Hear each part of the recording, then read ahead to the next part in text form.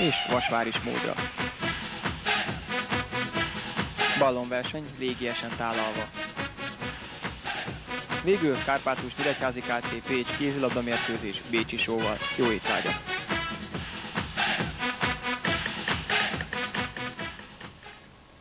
A jó étvágy mellé jó estét is kívánok azoknak, akik most kapcsolódnak be mai műsorunkba.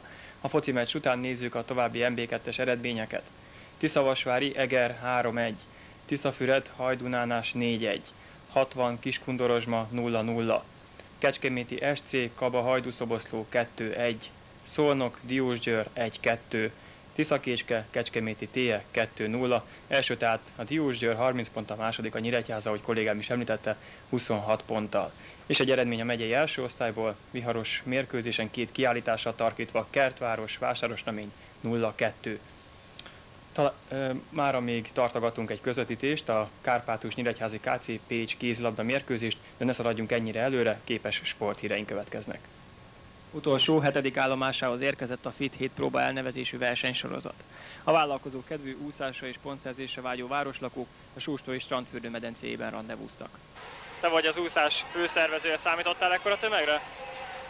Nem, de rettentően örülök neki. Végülis azok után, a versenyszámok után, amelyek már lezajlottak, azok után lehetett sejteni, és hát végül is egy hatalmas nagy város megmozgósít már ez az úszósport, és mégis kellemesen nyugtázom, hogy ennyien vagyunk, ennyien veszünk részt. Mennyire népszerű a gyerekek körében az úszás manapság? Hát én magam is úszóedző vagyok, illetve az általános iskolában tanítok, Kodály Zoltán általános iskolában is. Hetente egy alkalommal rendszeresen minden évfolyam eljut a Júliafürdőbe, tehát be van osztva órarendbe be van osztva, és népszerű lenne, de mindenféleképpen én úgy hiszem, hogy még ez a város elbírna egy 50 méteres versenyúszodát, nem itt kint a város peremén, hanem bent a városban valahol.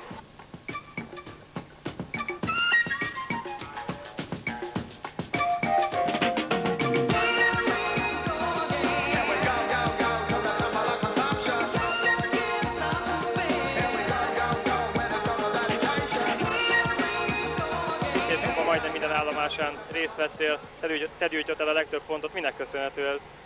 Hát nem is tudom, hát edzések, meg ilyesmi. Hogyan készülsz egy versenyre? Hát nem nagyon készülünk, de az osztályban úgy külön szoktunk ilyenkor úszásórákon úszni. Mondhatjuk azt, hogy most már bajnok vagy, ugye? Hát reméljük. Csak úszásban az nem olyan jó, és ezért izgulok. Milyen tanácsokkal látod el az ifjú versenyző? Hosszan húzzon a kezével, és vigyázzon a levegőételre.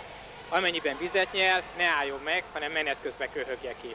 És a legfontosabb, hogyha beér, akkor a fehér csíkra, ahol van az elektromos időjelző, oda csapjon be. Te milyen minőségben vagy most itt?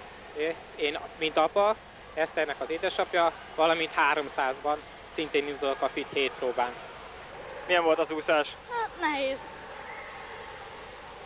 Mi volt nehéz? Gyorsan úszni. De úgy látom, hogy sikerült gyorsan úszni. Igen. Apával jöttem, úgyhogy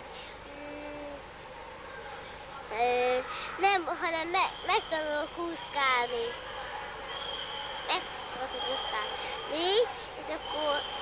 És akkor megtanulok úszni, és iskolás leszek, akkor majd eljövök úszni valamelyikbe. Milyen úszást szeretnél megtanulni? Melyiket?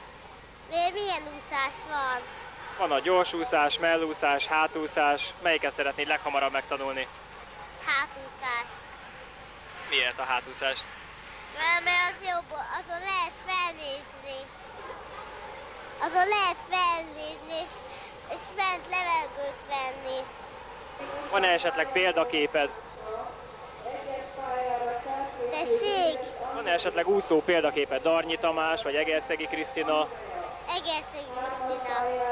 Miért ő a példaképed? Mert ő sokszor győzik. Your sword, your might, your pepper, your might, your spin, you hype with death, you're right. The bass shake dancing all night, you shake it from left to right. Sword, pepper, rockin' the mic so that you might shake it up, baby, now. Shake it up, baby. You gotta twist and shout.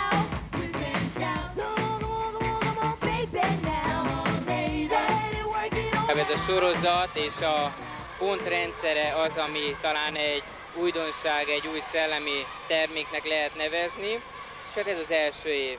Évvégén kiderül minden, kinek hogy tetszett, milyen a fogadtatás. Hát amit itt lehet látni, látszik, hogy népszerű.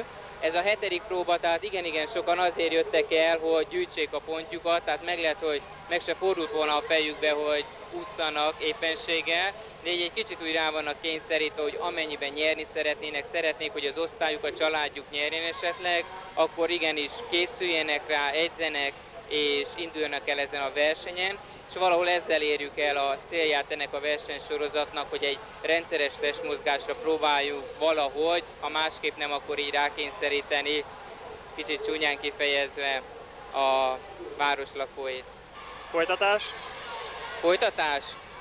Míg az idén a Mikulás futáson lehet 1 pontot szerezni, és december 12-én lesz az ünnepélyes díjkiosztás, eredményhirdetés, és folytatás 1997-ben.